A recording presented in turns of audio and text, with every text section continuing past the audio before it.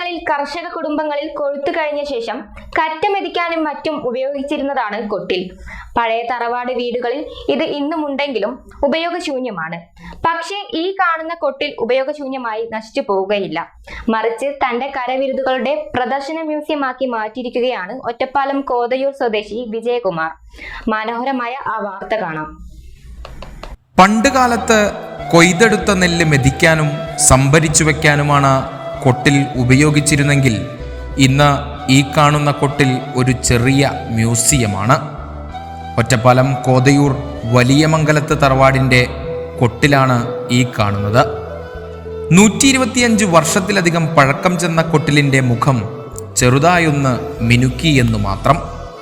68കാരനായ വിജയകുമാറാണ് ഈ കൊച്ചു മ്യൂസിയത്തിൻ്റെ പിന്നിലുള്ളത്. 35 വർഷത്തോളം വിദേശ രാജ്യങ്ങളിൽ എണ്ണപ്പാടങ്ങളിലായിരുന്നു വിജയകുമാർ ജോലി ചെയ്തിരുന്നത്. 6 വർഷം മുമ്പ് വിരമിച്ച് നാട്ടിലെത്തിയ ശേഷമാണ് തൻ്റെ ഉള്ളിലെ കലാകാരനെ സ്വയം തിരിച്ചറിഞ്ഞത്. വീട്ടിലെ പാഴ്വസ്തുക്കൾ ഉപയോഗിച്ച് പലതും നിർമ്മിക്കലായിരുന്നു വിജയകുമാറിൻ്റെ ഹോബി. ഇത് ക്ലിക്കായി തുടങ്ങിയപ്പോൾ പിന്നെ തുടരാൻ തീരുമാനിച്ചു. ആദ്യം നിർമ്മിച്ചത് ഒരു 5 സ്റ്റാർ ഹോട്ടലിൻ്റെ മിനിയേച്ചറായിരുന്നു. പിന്നീട് കുത്തബ് മിനാറും ബുർജ് ഖലീഫയും UK-യിലെ ബിഗ് ബെന്നും ഫ്രാൻസിലെ ഈഫിൽ ടവറും പിസയിലെ ചെരിഞ്ഞ ഗോപുരവുമെല്ലാം നിർമ്മിച്ചു.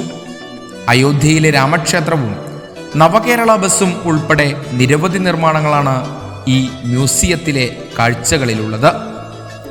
35 വർഷക്കാലം ജോലി ചെയ്ത ഓയിൽ റിഗിൻ്റെ വർക്കിംഗ് മോഡലും ഈ മ്യൂസിയത്തിൽ സജ്ജീകരിച്ചിട്ടുണ്ട്. വെറും 10ാം ക്ലാസ് മാത്രം യോഗ്യതയുള്ള വിജയകുമാർ ഒരു ടെക്നിക്കൽ കോഴ്സും പഠിച്ചിട്ടില്ല.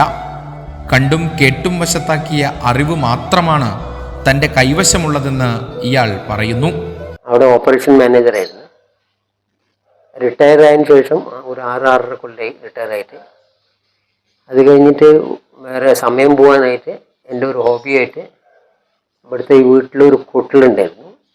നെല്ലൊക്കെ വിതയ്ക്കാനും കൊയ്യാനും കൊയ്തിട്ട് വന്നിട്ട് പെണ്ണുങ്ങളൊക്കെ അടിച്ച് ഇതാക്കണ ഒരു കൊട്ടിലായിരുന്നത്.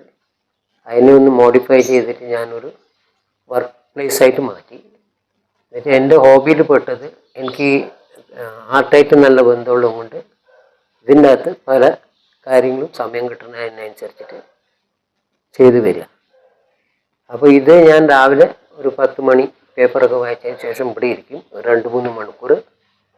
അത് കഴിഞ്ഞ് ഊണ് കഴിഞ്ഞിട്ട് തിരിച്ചു വന്നിട്ട് ഒരു 3 മണിക്ക് വീണ്ടും സ്റ്റാർട്ട് ചെയ്ത് ഒരു 6 മണി വരെ എൻ്റെ ടൈം പാസ്സായിട്ട് ഞാൻ ഈ സമയം വിനിയോഗിക്കുന്നു. ഇത് വെറും ഒരു ഹോബിയാണ്. ഇത് സെയിലിനോ അല്ലെങ്കിൽ ഇതിനൊന്നുമല്ല. ഇവിടുന്ന് കുറച്ച് സാധനങ്ങൾ നമ്മൾ ആനങ്ങാനടി സ്കൂളിൽ വർക്കിംഗ് മോഡലായിട്ട് എൻ്റെ ഒരു റിഗ് പറഞ്ഞാൽ എണ്ണ കുഴിക്കുന്ന ഒരു മോഡൽ കൊണ്ടുപോയിട്ട് അതിന് ഫസ്റ്റ് കിട്ടിയിട്ടുണ്ട്. പിന്നെ ഇവിടെ ഉള്ളത് എന്താ വെച്ചാൽ കുറച്ച് എൻ്റെ ഒരു റിഗിൻ്റെ ഒരു മോഡലുണ്ട് മൈനേച്ചർ. അത് വർക്കിംഗ് മോഡലാണ്. അത് പ്രൊഫഷണലി വൈസ് പറഞ്ഞു കൊടുത്തു കഴിഞ്ഞാൽ അതിൻ്റെ ഫങ്ഷൻസ് എന്താണെന്ന് അറിയുന്നവർക്ക് പറഞ്ഞു കൊടുത്താൽ മനസ്സിലാവും. അല്ലാത്തവരത് കാണുമ്പോൾ ലൈറ്റും കുറച്ച് തിരിയണതൊക്കെ തന്നെ കാണണം.